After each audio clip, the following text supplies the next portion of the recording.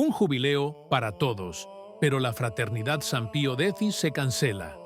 Un cardenal los acusa de sacramentos ilícitos. Ahora ha llegado la respuesta, y es explosiva. Véanlo hasta el final. Comprenderán que no es solo la fraternidad lo que está en juego, sino el futuro de la Iglesia. Proclamaron un jubileo para todos, sin muros ni etiquetas, pero cuando miles de fieles ligados a la tradición se pusieron en camino, el mensaje inclusivo cambió de rostro. Su peregrinación, ya anunciada e incluida en el calendario oficial, fue eliminada de la página web del Vaticano a mediados de agosto, sin una sola línea de explicación. No se trata de un fallo técnico. Ya estaba anunciado, reservado y previsto, con la presencia en San Juan de Letrán, el Rosario Público y el cruce de la Puerta Santa como testimonio de fe. Aunque los demás nombramientos se mantuvieron, este desapareció repentinamente, dejando en el terreno la clara sensación de una elección deliberada. Así, para quienes mantienen el mismo rito de siempre, el año de la misericordia se ha transformado en un mensaje opuesto. Todos son bienvenidos, excepto aquellos que no se conforman. Ocurrió ante los ojos de todos y con un timing que habla por sí solo, porque pocos días después del acontecimiento, la señal enviada a Roma y al mundo fue inequívoca. La presencia de la fraternidad sacerdotal, San Pío X, se tolera solo mientras permanezca invisible. La ruptura se hizo aún más evidente el 15 de agosto, cuando el cardenal Anders Arborelius, arzobispo de Estocolmo, decidió alzar la voz y señalar a la sociedad. En un comunicado oficial, el cardenal afirmó que los sacramentos administrados por los sacerdotes de San Pío X no son lícitos, advirtiendo a los fieles a no recurrir a ellos y llamando a todos a la plena unidad con Roma. Estas palabras llegan algunos días después de las confirmaciones administradas por Monseñor Bernard Fellet a jóvenes católicos fieles a la tradición, un sacramento muy válido desde el punto de vista teológico, pero que se volvió escandaloso solo porque fue celebrado por un obispo considerado irregular. El efecto inmediato fue dividir y confundir a los fieles, como si la legalidad fuera más importante que la gracia sacramental. En lugar de alegrarse por las nuevas generaciones fortalecidas en la fe, prefirieron encender una polémica que hizo aún más evidente la contradicción. La Santa Sede proclama el diálogo y la reconciliación, pero sus hombres sobre el terreno no dudan en transformar los sacramentos en un campo de batalla. Y aquí es donde estalló la verdadera noticia. El 22 de agosto, apenas una semana después del ataque del cardenal Arborelius, la Fraternidad Sacerdotal de San Pío X publicó una carta abierta que desmintió la versión oficial.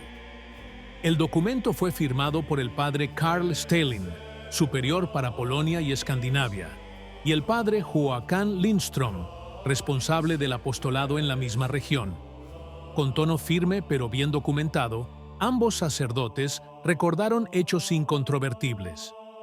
En septiembre de 2015, el Papa Francisco concedió a todos los sacerdotes de la fraternidad la facultad de escuchar confesiones válidas y lícitas, facultad que luego fue extendida indefinidamente en noviembre de 2016. Y no solo eso. En abril de 2017, el mismo pontífice estableció que los obispos podrían conceder a los sacerdotes de la fraternidad el mandato de celebrar los matrimonios de los fieles que frecuentan sus capillas, siempre que la misa posterior fuera celebrada por un sacerdote de la propia fraternidad.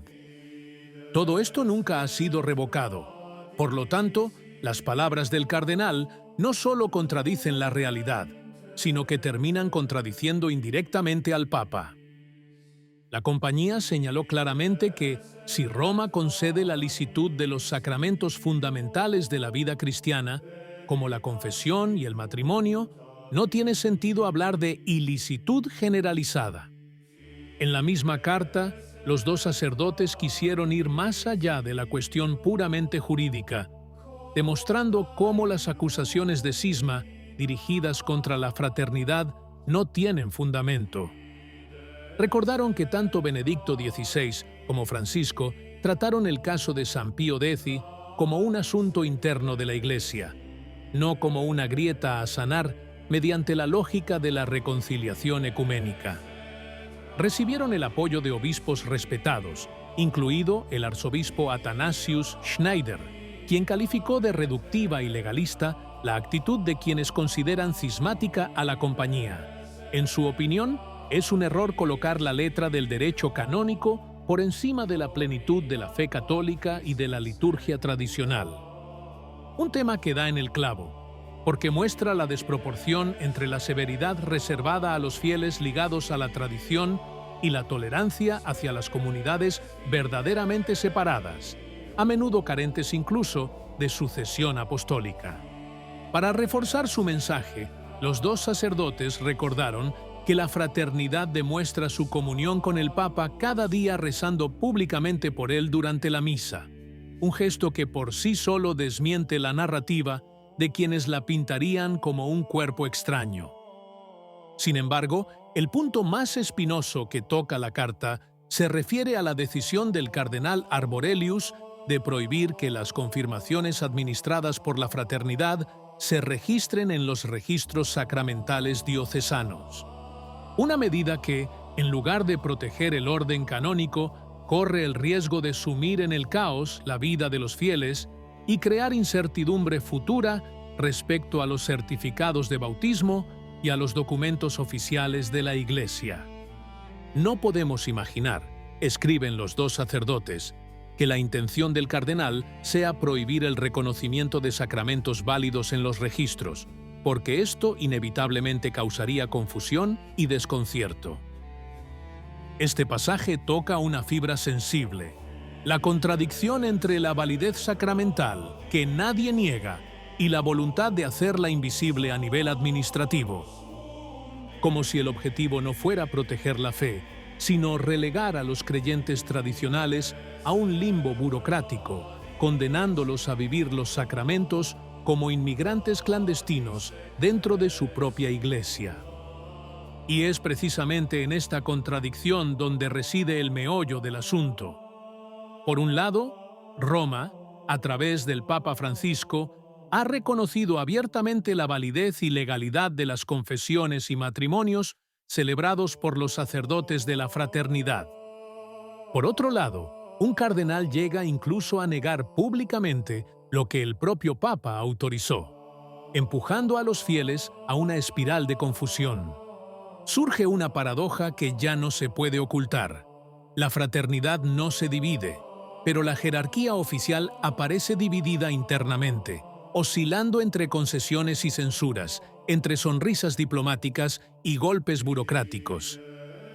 La realidad es que los fieles no miran las estrategias de los palacios, sino los sacramentos que reciben, los confesores que los absuelven, los obispos que los confirman en la fe. Y aunque la Iglesia institucional parece temer más a la tradición que al secularismo y a la herejía, la fraternidad continúa custodiando y transmitiendo la fe católica sin concesiones. Aquí surge la pregunta: ¿quiénes están realmente causando división? ¿Quiénes celebran sacramentos válidos y rezan por el Papa? ¿O quienes utilizan la burocracia eclesiástica como arma para atacar la tradición? ¿Qué opinas? Si te gustó el video, comenta amén. Que Dios te bendiga.